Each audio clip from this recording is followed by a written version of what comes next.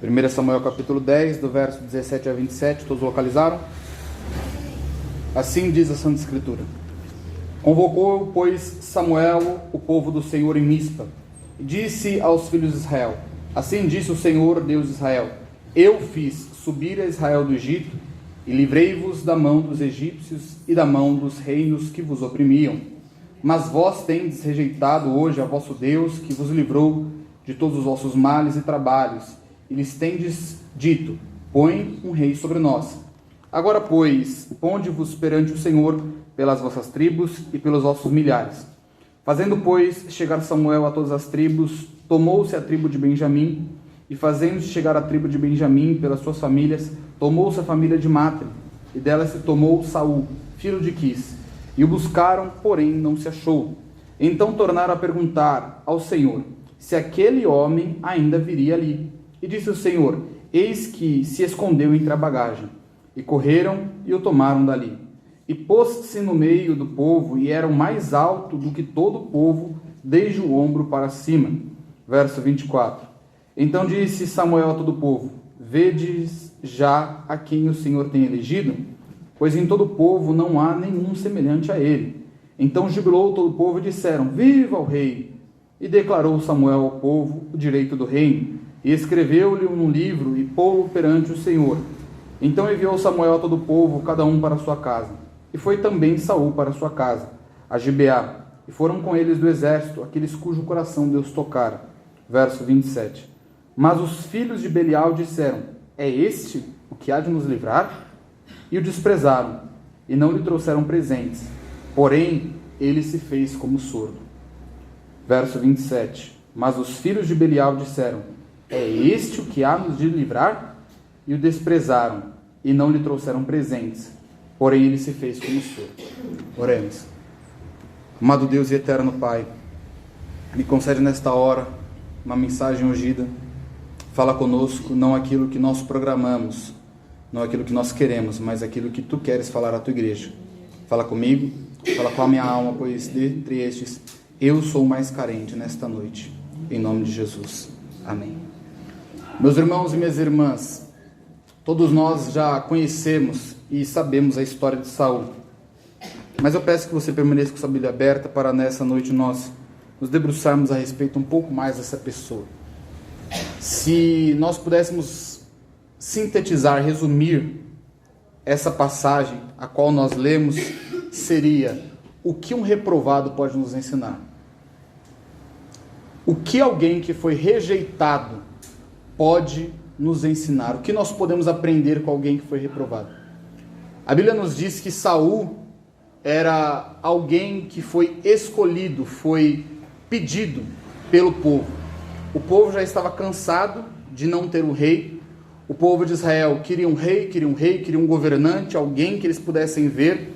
Eles estavam insatisfeitos, porque as outras nações tinham um rei, tinha alguém para liberar, tinha alguém para governar, e eles mesmos dizem que eles querem um rei para que vá com eles na batalha. Então eles começam a questionar Samuel e dizem: nos dá um rei, nós queremos ter um rei igual às outras nações. Então Samuel diz: bom, já que vocês querem, eu os coloco na mão de Deus, e o Deus vivo entregará para vocês um rei. E os irmãos sabem que, infelizmente, Saul tem diversos erros, diversas falhas, diversos até mesmo desvios de conduta e caráter. Mas eu não vim aqui nessa noite para bater em Saul, falar mal de Saul. Muitas vezes nós vamos em alguns cultos e fala mais mal de Saul do que do diabo. E eu aprendi que se for para falar mal de alguém, eu não vou falar mal de um crente, eu vou falar mal do diabo, porque quem não presta é ele. O crente pode até ter os defeitos que ele tem, mas infelizmente ele ainda é filho de Deus. Então nessa noite, eu quero meditar com os irmãos nesta passagem a respeito de Saul. O verso de número 8, capítulo número 8, verso 5, o povo pede um rei que esteja à frente. O povo quer um rei. O povo quer algo visível, o povo quer alguém que ande com eles, alguém que eles possam sentir o cheiro, tocar, saber qual é a cor do cabelo, saber qual é a cor dos olhos. Eles estavam insatisfeitos de apenas ter Deus. E parece até estranho, né, irmã Yolanda? Alguém falar assim: eu não estou satisfeito só com Deus. Já pensou? Você falar assim: não, Deus para mim só não é suficiente. Era o que o povo vivia. É igual aquela menina que fala assim: não, eu preciso de um namorado, preciso casar, preciso ter um namorado. Eu sozinho com Deus não estou suficiente. Era o que o povo estava querendo, Levi. Deus para eles não era suficiente. Sangue de Jesus tem poder, né, meus irmãos? Infelizmente, há alguns crentes assim. Para eles, Deus já não é suficiente. Eles precisam se agarrar em alguma imagem. Eles precisam se agarrar em um namorado, eles precisam se agarrar em um emprego. E não estou dizendo que você tem que ser alguém que não trabalha ou que não estuda, mas eles se agarram em algo, eles se agarram num pastor. Não, Deus para mim não é suficiente, eu tenho que me agarrar em alguém. E era o que o povo estava passando. E o nome Saul significa o pedido. O nome Saul, o significado de Saul significa aquele que foi pedido, ou pedido por alguém. Então Deus coloca Saul diante do povo e diz, bom, já que vocês pediram, eu vou entregar Saul. Já que vocês querem tanto, eu vou entregar. Há um salmo na Bíblia que diz que o Senhor entregou Israel às suas próprias vontades, para que eles pudessem ter as suas petições atendidas, mas para fazê-los sofrer no deserto. Então nós temos que estar bem atentos e alertas, nós temos que estar bem conscientes de que muitas vezes nós pedimos coisas, insistimos com Deus, brigamos com Deus, vamos atrás de Deus, incomodamos a Deus, querendo coisas, e Deus nos atende. Mas quando Ele nos atende, a gente vê que aquilo não era o que nós precisávamos. Até um ditado que diz que quando alguém quer muito alguma coisa, ele come até se lambuzar. Às vezes nós estamos assim. Queremos tanto alguma coisa, tanto alguma coisa, tanto alguma coisa. Quando Deus nos dá, nós percebemos, rapaz, isso me fez bem. Isso não me beneficiou. E é o que acontece com Saul. A Bíblia nos diz que Saul, capítulo de número 9, e no versículo 1 e verso 2, diz que Quis era o pai de Saul. Olha o que diz a palavra de Deus. Saul era um jovem tão belo, entre os filhos de Israel, não havia um outro homem mais belo do que ele. Desde o ombro para cima, sobressaía todo o seu povo. Então a Bíblia narra, a Escritura narra, que aquele rei que foi dado ao povo era bonito. De que aquele rei que foi entregue ao povo era formoso, Levi. Era um rei que chamava atenção, era um rei que falava assim, nossa, que homem bonito, que homem belo. Que homem fenomenal, que homem maravilhoso. Ele tinha muitas características externas, mas internas eram poucas. Só que a Bíblia diz em 1 Samuel capítulo 16, o verso 18, depois você pode ver, que ao contrário de Saul, havia Davi, que não era alto, que não era bonito, mas ele tinha as características internas. Ele não era bonito por fora, mas por dentro era diferente. O texto diz que a aparência de Saul era mais chamativa, irmã Neide.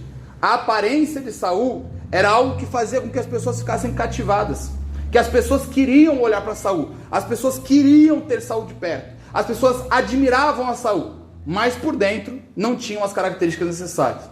E isso nos serve de um alerta, de que existem muitas coisas externas bonitas, uma boa voz, uma boa aparência, uma boa dicção, boas palavras, mas para atitudes espirituais, para ações espirituais, não basta apenas a aparência externa. É necessário que quando você saculeje o vaso, tenha azeite dentro. Há um pregador que ele diz que o vaso de barro é feio, mas se chacoalhar, tem azeite dentro. O contrário acontecia com Saul. Saul, ele tinha uma bela aparência, ele tinha um belo exterior, mas por dentro, ele não continha aquilo que era espiritual. E o texto diz em 1 Samuel capítulo 16, verso 18, que Davi tinha aquilo que era preciso. Olha o que diz o verso 16, capítulo 16, verso 18.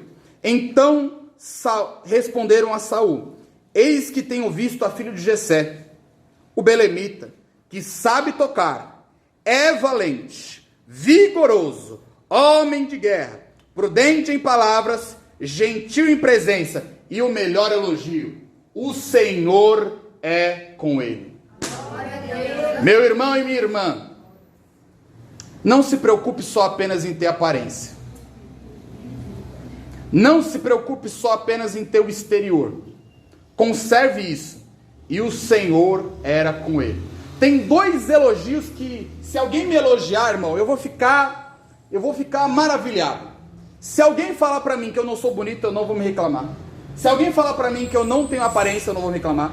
Se alguém falar para mim que eu não tenho formosura, eu não vou reclamar. Agora tem dois elogios que me agradaria é dizer, ele é trabalhador e tem Deus na vida. Eu acredito que esta deve ser a aspiração, o objetivo de qualquer obreiro, qualquer crente, presbítero João Gomes. Olhar e falar assim, olha, não importa a aparência, mas ela é crente. Olha, não importa como ele se veste, se a roupa é um pouco simples, se é de brechó, se pediu emprestada, se o defunto era maior. Não, isso não importa. O que importa é que o Senhor é com ele. Quando ele fala, Deus fala na boca dele. Quando ele canta, Deus canta na boca dela. Quando ela rege, é Deus regendo através da vida dela. Então a palavra diz e mostra que o contraponto de um é esse. Enquanto Saul foi pedido pelos homens e só tinha aparência, mas não tinha essência, o rei Davi, que vem logo depois, que é o rei que vem depois de Saul, ele não tinha aparência, ele não tinha formosura, ele não tinha aquela característica, aquela casca bonita, aquela bela viola, aquilo que era aparente, mas por dentro ele tinha o que era preciso. Então nós temos que entender que para as coisas espirituais, para as coisas que são necessárias, para o hoje, para o agora, nós temos que levar em consideração que é necessário ter essência. Tenha algo dentro de si, tenha algo no seu interior, tenha algo dentro da sua vida, algo que você possa dizer, eu posso não ter por fora, eu posso não ter no exterior, mas por dentro eu tenho. Nós estamos em uma época, irmã Cláudia, que todo mundo tem que ter o melhor celular. Nós estamos em uma época, irmão Carlos, que todo mundo tem que ter os dentes limpinhos. Nós estamos em uma época, Diácono Genivaldo, que todo mundo tem que ter o carro do ano. Nós estamos em uma época que todo mundo tem que ter a melhor aparência. Nós estamos em uma época onde se você não tiver cabelo, você faz transplante. Se você você mora de aluguel, não, você não tem carro, não, você não fez faculdade, você não tem um diploma, você não tem... Isso é aparência. Deus quer que nós conservemos a essência. Que sejamos como Davi, que sejamos esse exemplo. Podemos ser bonitos, podemos ser arrumados, podemos ter algo externo, mas nós temos que ter de dentro o Espírito Santo conosco. O texto diz que infelizmente Saul é esse homem. E eu disse que eu não vim bater em Saul porque eu não quero falar mal dele, mas o texto mostra que infelizmente Saul erra, Saul falha, Saul se precipita, Saul deixa de fazer o que tem que fazer e faz o que não era para fazer. E a Bíblia diz no capítulo 15 que infelizmente Saul, ele é reprovado, ele é rejeitado por Deus. Quando acontece aquele episódio dos Amalequitas, Saul faz o que não é para fazer e deixa de fazer o que deve ser feito. Então Saul peca por fazer demais e também peca por fazer de menos. Só que o texto que eu quero falar com os irmãos nesta noite é esse último versículo, o versículo de número 27. Será que alguém que já foi reprovado por Deus, será que alguém que já foi rejeitado por Deus, pode ter algo para nos ensinar? Imagine comigo, Levi. Você vai para a escola, você vai para a sala, e quando você chega na sala, você percebe que teve uma prova, e o seu amigo tirou 0. E ele chega para você e fala assim, ó Levi, deixa eu te falar um negócio. Você vai falar assim, não, pô, tirou 0, vai querer me ensinar? Você vai querer aprender com ele? Já pensou, irmã Cláudia? A pessoa vai preparar um banquete, vai preparar uma comida, alguma coisa, só que quando ela começa a preparar, queima. Ela troca o sal pelo açúcar. Aí ela fala assim, irmã Cláudia, vamos aprender comigo? Você vai falar o quê? Eu não. Mas a palavra de Deus nos mostra que a nossa referência é Jesus Cristo. E até mesmo do erro, ou do acerto dos grandes homens, nós podemos aprender. E o verso 27 é este verso. Repita aos irmãos. Mas os filhos de Belial disseram, é este que nos há de livrar, e o desprezaram e não lhe trouxeram presentes, porém ele se fez como surdo. Samuel arrodeia todo o povo, faz com que todo o povo vá até o centro e diga, olha, agora o novo rei é Saul. Aí alguns começam a olhar maravilhados, alguns começam a achar estranho, alguns parabenizam, alguns dão presentes. Mas a palavra de Deus nos diz que há, verso 27, os filhos de Belial, que desprezam o que Saul é. Há os filhos de Belial que rejeitam a autoridade que Deus dá para Saul. E nessa noite eu quero falar sobre esses 3 pontos. O primeiro, a oposição diante da chamada. Segundo, quem faz oposição diante da chamada. E terceiro, o que fazer, ou melhor, como responder, como tratar quem faz isso conosco. A Bíblia nos diz que Saul é chamado como rei. E quando ele é chamado como rei, a primeira coisa que ele enfrenta é oposição. Saul é coroado, Saul é empossado. E na primeira oportunidade, no primeiro momento em que ele é empossado, infelizmente, ele acaba enfrentando resistência. Na nossa vida cristã também é assim. Não pense que isso está apenas no Antigo Testamento, não pense que isso é apenas um acaso, não pense que isso é apenas algo esporádico que acontece uma vez na vida, outra na morte. Não, isso é uma realidade.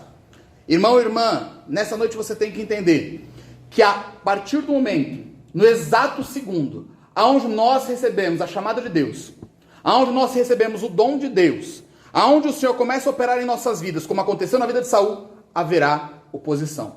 Há alguns que pensam, não, eu não vou assumir a liderança, porque se eu assumir a liderança, vai começar a ter levante, vai começar a ter intriga, vai começar a ter fofoca, então deixa eu ficar aqui no meu cantinho, deixa eu ficar no meu cantinho, porque o inimigo só vai atacar quem é aquele que tem cargo, aquele que tem credencial. Ah, ele só vai atacar os diáconos. Não, irmão, a partir do momento que você levantou a mão para Jesus, o inimigo já vai querer te atacar.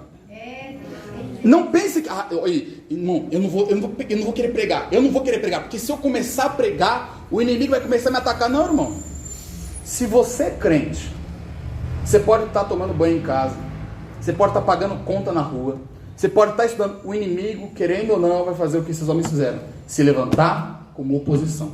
Tem gente que pensa assim, não, só os obreiros, né, Diácono Genivaldo? Só os obreiros que, não, irmão, qualquer crente, infelizmente, vai enfrentar oposição. A Bíblia nos diz, a Bíblia nos mostra que Moisés foi esse. O povo sofrendo, o povo sendo castigado, irmã Yolanda, o povo sendo escravo no Egito. Aí Moisés está vivendo a vida dele.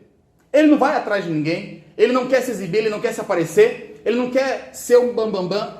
Moisés está vivendo a vida dele. Aí Deus chama Moisés, leva Moisés até o lugar, mostra a ele qual que é a posição que ele quer que tome. E quando Moisés começa a liderar o povo, Êxodo capítulo 16, verso 3. Pois os filhos de Israel lhe disseram, quem nos dera que tivéssemos morrido pela mão do Senhor na terra do Egito. Quando estávamos assentados junto às panelas de carne, quando comíamos pão até fartar, por que nos tem tirado para este deserto, para matardes de fome a toda esta multidão? Meu irmão e minha irmã, não pense que pelo simples fato de você ser crente, não pense que pelo simples fato de você servir a Deus, não pense que pelo simples fato de você estar no burgo, as coisas vão se tornar mais fáceis. Pelo contrário, serão feitas oposições do inimigo. Ah, irmão Felipe, então quer dizer que a partir de agora eu não vou mais cantar no conjunto. A partir de agora eu não vou mais reger. A partir de agora eu não vou mais cantar. Se me der oportunidade eu vou querer. Irmão, só o simples fato de você estar vivendo o que Deus quer que você viva, haverão oposições. Você pode não cantar, você pode não pregar, você pode não louvar, você pode fazer nada. Só o simples fato de Deus ter lhe chamado, o inimigo já vai estar contra você. Então nós temos que entender de que, infelizmente, oposições virão. Eu não posso chegar e falar assim, irmã Lourdinha, a vida do crente é só vitória, é só bênção, é só milagre. Você vai cantar o hino vencendo, você vai cantar sabor de mel, você vai achar que vai ganhar dinheiro toda hora, você vai achar que toda oração vai ser feita. Não, irmão. A verdade é uma só. Infelizmente, nós enfrentaremos oposições. Infelizmente, os obreiros enfrentarão oposições. Infelizmente, Emily, você na escola vai enfrentar oposição. Infelizmente, nós como congregação enfrentaremos oposição. Infelizmente, são coisas que acontecem. Aquele que prega o evangelho do oba-oba, irmão Arlene. Aquele que prega o evangelho de que tudo vai dar certo. Aquele que prega o evangelho de que não vai ter doença, não vai ter dificuldade, não vai ter problema. Infelizmente, está mentindo. O evangelho verdadeiro tem sangue. O evangelho verdadeiro tem luta. O evangelho verdadeiro tem dificuldade. Então, Saul já foi conscientizado. Olha, você é rei, mas mesmo sendo rei, vai ter oposição.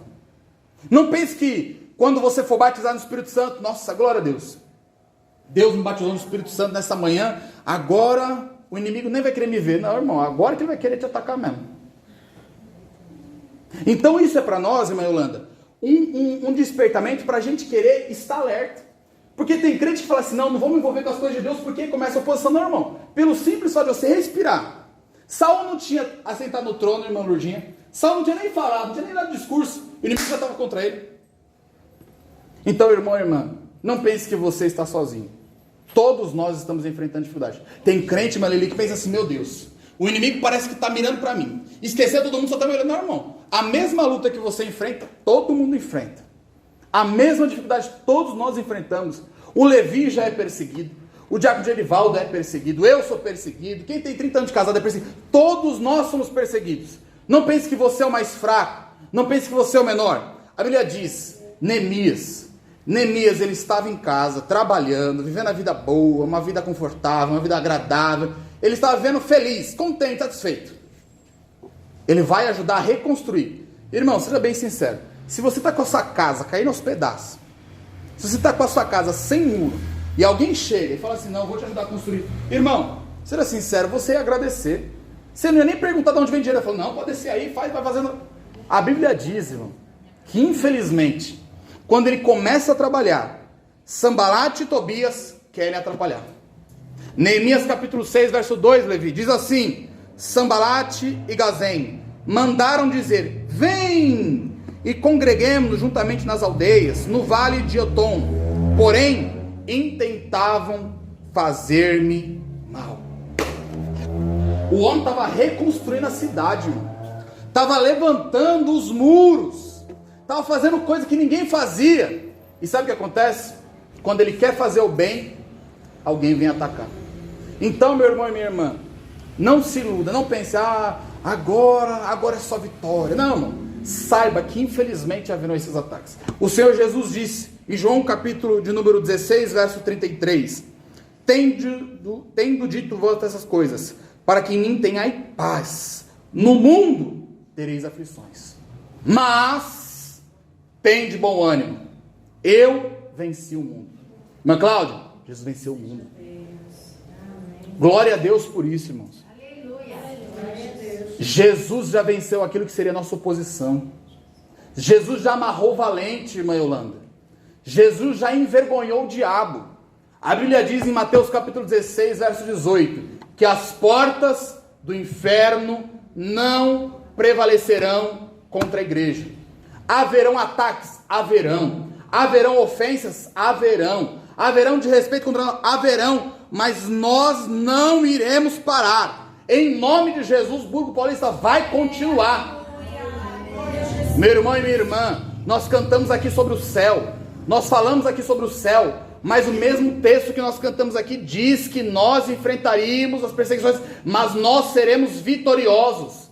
O Salmo de número 108, verso 13 diz, em Deus faremos proezas, porque é Ele quem calcará os pés dos nossos inimigos. Igreja, obreiros, nós temos que entender que mesmo que o levante venha, ele será envergonhado em nome de Jesus. Eu não sei qual é o teu ataque, eu não sei qual é a perseguição, eu não sei qual é a ofensa, eu não sei qual é a piadinha que tem lançado contra você, mas creia, em nome de Jesus cairá por terra na autoridade que é no nome de Jesus.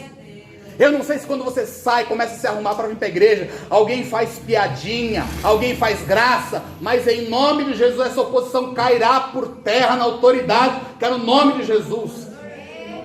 Está indo muito para a igreja, vou continuar indo mais. Está orando muito, vou continuar orando mais. Está falando de Jesus, vou falar mais em nome de Jesus.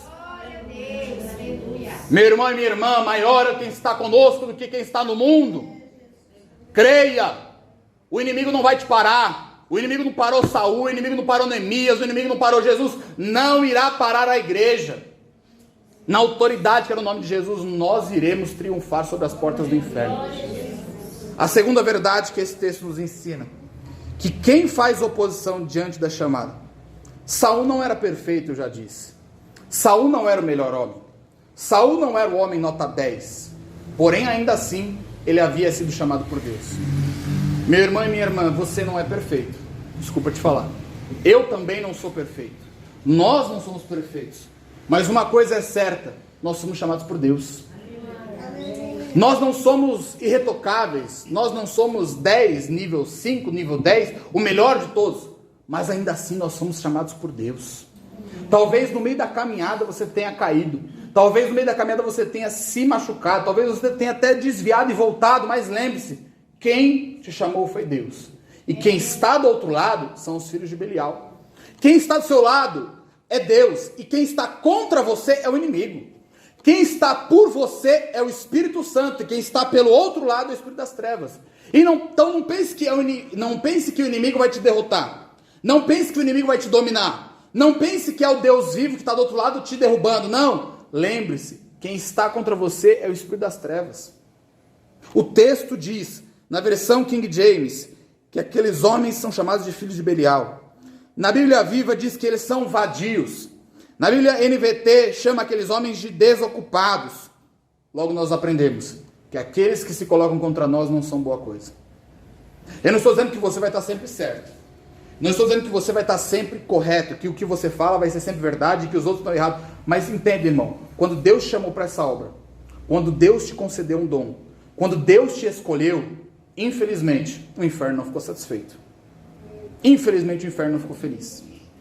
Mas lembre-se, irmãos, que quem está contra você não é mais poderoso do que aquele que está por você.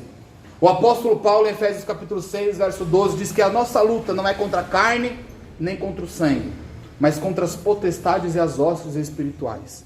Nós temos que entender que quando nós estamos na caminhada cristã, aquele que lança uma piadinha, aquele que diz algo contra nós, não é a pessoa, é o espírito das trevas que opera sobre aquela vida. Então nós não temos que tentar revidar, brigar, gritar, xingar, me respeita. Não, isso tudo é o espírito do erro e o espírito das trevas. Quando a pessoa diz aquilo, não é a pessoa dizendo. Quando a pessoa fala aquilo, não é a pessoa falando. Quando a pessoa joga uma piadinha, uma indireta, não é a própria pessoa. Infelizmente é Belial operando. E nós como os filhos de Deus, e nós como servos do Senhor, temos que ter sabedoria, temos que ter prudência. O texto diz que aqueles que estão atacando, aqueles que estão ofendendo a Saul, não são boa coisa. Não são pessoas direitas. Não são pessoas com o Espírito Santo. São pessoas perturbadas. Nós não temos que descer no nível deles. Nós não temos que retribuir a ofensa no mesmo patamar. Nós não temos que falar as mesmas coisas que eles falam, porque eles não são luz. Nós somos luz, irmã Yolanda. Nós somos diferentes. Nós não somos melhores, mas nós somos diferentes. Nós não somos prateleiras de cima, mas nós somos diferentes. Nós não tratamos da mesma maneira porque eles são filhos de Belial. Eles não são pessoas em que tem o Espírito Santo habitando. O texto diz que eles são homens vadios, homens filhos de Belial. Eles estão perdidos, irmãos. Sabe o que chega a dar? Dó. Eles estão perdidos. Eu tenho pena dessas almas. Quando você vem cultuar e alguém faz uma piadinha, quando alguém começa a zombar, escarnecer da tua fé, não chega a ter raiva. Tenha misericórdia daquela alma. Tenha paciência e fala assim: Deus, encontra aquela alma, Jesus. Salva aquela vida. Ele não sabe o que está fazendo. Senhor, liberta aquela vida. É o espírito do engano operando sobre aquela vida, meu irmão. Nós não podemos agir pela emoção. Nós não podemos agir pela força do braço. Então eu já falei para os irmãos que infelizmente, mesmo com a chamada de Deus, mesmo com o dom de Deus, mesmo com a vocação de Deus, nós iremos enfrentar oposição. Quem se opõe a nós? E agora? O que fazer? Como proceder diante disso? Irmão Felipe, olha, eu estou enfrentando isso. Olha, irmão Felipe, eu estou passando por essa dificuldade. O que nós podemos aprender com esse homem? O que Saul fez? Saul ficou em silêncio. Saul fez-se como surdo. Saul já tinha autoridade. Ele podia mandar matar, como ele podia mandar prender. Ele podia mandar destruir, como ele podia mandar dizimar. Saul podia dar cabo da vida daqueles homens em 1 segundo. Não tinha processo penal igual nós temos hoje, não tem juiz, não tinha nada. Era ele a última instância, a última autoridade. Ele podia falar assim: agora tu vai ver. Não, mexeu comigo. Agora, não, eu vou pegar, vou fazer. Saul não faz nada disso, irmão. Saul não revida. Saul não distrata. Saul não maltrata. Saul ignora, irmão. Meu irmão e minha irmã, eu sei que às vezes é difícil ignorar. Eu sei que é difícil engolir. Contar até 10, conta até 100. Eu sei que às vezes é difícil, o sangue ferve. Um segredo para os irmãos. Eu também sou de carne e osso. Eu não sou perfeito, não sou um anjinho, tá? Eu também tenho umas defeitos. Às vezes também é difícil engolir o que tem para engolir. Mas eu vou. Meu irmão e minha irmã, você acha que na minha casa é 1000 maravilhas? Você acha que no meu trabalho são 1000 maravilhas? Você acha que não chega um momento em que alguém fala... fala um que eu falo 2, 3, 5, 10, 20. fala 7 que eu falo a tabuada inteira, o alfabeto inteiro. Mas Saul, irmão, Saul desobedeceu a Deus. Saul consultou feiticeira. Irmão, Saul fez a bagaceira toda. Mas, irmão, teve uma hora que ele acertou. Né? Aquele homem, ele foi um descompassado. Ele se suicidou, irmão. O final da caminhada de Saul é só erro. O final da caminhada de Saul é só ladeira abaixo. Mas teve uma hora na vida dele que ele acertou, irmão. Até alguém que faz tudo errado tem alguma coisa para ensinar para nós, irmão. O texto mostra que esse homem que é errante, que esse homem que é falho, teve uma hora que ele falou assim, não, Deus falou assim, eu vou usar esse homem para abençoar o Bruno Paulista hoje. Para mim abençoar. Eu não estou dizendo que você tem que ser um anjinho, dar um tapa na cara e dar outro. Alguém rouba sua coisa, você fala, não, leva também. Ai, pegou meu dinheiro, dá o dobro. Não, irmão, não estou falando isso. Mas tem horas, irmãos. Tem horas que nós temos que ficar em silêncio. Ou você acha que é fácil para nós, seres humanos, naturais, que ainda tem sangue, carne, pele, osso, não revidar? Se eu perguntar para qualquer um dos irmãos nessa semana, ou talvez na semana passada, eu ouvi isso. Mas Saul, irmão, o homem que podia mandar cortar a cabeça deles. Saul, o homem que podia mandar decapitá-los, queimá-los vivos, não fez isso. O texto diz que ele não quis tirar satisfação, que ele não quis ir atrás, e eu não estou falando de alguém que ia ser rei, ele já era rei. Tem um pastor que diz uma frase que me marca e me chacoalha toda vez que eu leio essa frase. A.W. Tozer, ele diz uma frase: não se defenda. Não se defenda. Não é fácil, meu irmão e minha irmã. Não é fácil nós controlarmos nossos impulsos. Mas aquele homem que errou tanto, houve um momento em que ele controlou os impulsos dele. Meu irmão e minha irmã, nós temos que crer que quando alguém nos ofende, nós temos que ter consciência de que quando alguém nos ataca, não somos nós que estamos vendo, é Deus. Se alguém diz algo contra você, se alguém diz algo contra mim, os irmãos podem não ver, o advogado pode não ver, a polícia pode não ver, mas Deus vê. O próprio Deus vê, irmã Elisete. Meu irmão e minha irmã, saiba que Deus está anotando e contando tudo que é feito, para o mal e para o bem. O texto que a nossa irmã Elisete leu aqui, Salmos 96, diz que ele executará a justiça. Romanos capítulo de número 12, verso 19. Amados, nunca procurem vingar-se, mas deixem com Deus a ira, pois está escrito: minha é a vingança, eu retribuirei, diz o Senhor. Meu irmão e minha irmã, talvez alguém tenha te dito algo no meio da caminhada. Talvez enquanto você está servindo a Deus, alguém tenha se levantado, alguém tenha apontado, alguém tenha acusado. Deixe que Deus cuide, irmão. Deixe que Deus trate. Deixe que Deus haja. A justiça do homem é falha. A justiça do ser humano é pequena. A nossa justiça é limitada, mas a de Deus é eterna. Deus tem a balança justa. Deus tem a devida paga. Deus tem a retribuição correta. Não se defenda, meu irmão, não se defenda. Faça como Cristo ensinou. Perdoe. Pai, ensina-nos a perdoar. E nos ajude a perdoar. E nos perdoa como nós perdoamos aquele que nos tem ofendido. Perdoe as nossas dívidas como nós perdoamos aos nossos devedores. Aquele homem, irmãos, errante, fale que só, mas houve um momento em que Deus usou a vida dele. Nessa noite, eu e você temos que entender que até mesmo os homens errantes, uma hora Deus usa a vida deles para nos abençoar, e que não há oportunidade melhor para nós aplicarmos isso do que hoje. Ah, irmão Felipe, mas eu acho que isso foi momentâneo. 1 Samuel capítulo 11, o capítulo depois, 1 Samuel capítulo 11, verso 12 e verso 13. Olha o que diz: houve a guerra contra os amonitas, aqueles que zombaram e que riram de Saul são capturados, aqueles que fizeram mal são capturados. Saul não precisou nem botar a mão, não precisou nem fazer nada, irmã Neide. Nada, irmã Marlene. O próprio Deus capturou aqueles homens. Armou uma cilada, armou uma armadilha. Verso 12. Então disse o povo a Samuel: quem é aquele que dizia a Saul não reinará sobre nós? Dai cá aqueles homens e os mataremos. Verso 13. Porém Saul disse: hoje não morrerá nenhum, pois hoje tem feito o Senhor um livramento em Israel. O perdão é para nós, irmãos. O perdão é para o crente. O perdão é para a igreja. O perdão é para o burro. Esse homem era falho. Saul era o rei falho.